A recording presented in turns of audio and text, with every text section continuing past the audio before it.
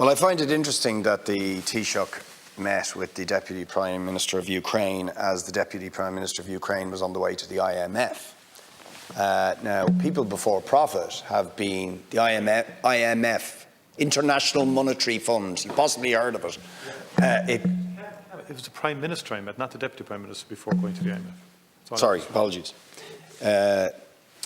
On the way to the IMF, looking for financial assistance. Now, people before profit, since the beginning of this, have been saying that we should support the calls for unilateral cancellation of Ukrainian debt, which would make a very, very significant difference to the ability of Ukraine to restore and rebuild their country that has been shattered by Putin's bloody war. And yet, you, Taoiseach, and all of the major powers that claim they are such great supporters of the Ukrainian people have resisted the call for cancellation of Ukrainian debt, just like the IMF has previously resisted cancellation of debt of many impoverished, war-devastated countries in Africa and the Middle East and so on, because it seems support for the international financial system is more important to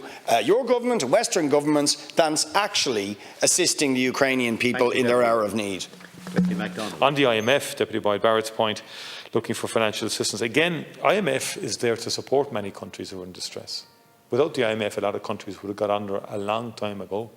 And I don't see the IMF as the bogeyman in all of this. I rather see it as playing a constructive role in some degree of world order and creating the financial wherewithal to enable countries like Ukraine and others in situations like this to recover. And all of the Western countries and democracies are working towards reconstruction and reconstruction funds to enable the reconstruction of Ukraine in the aftermath of the war. In terms of childcare and education, we have provided very significant resources to Ukrainians who have come into the country, also in terms of accommodation. It's been quite unprecedented.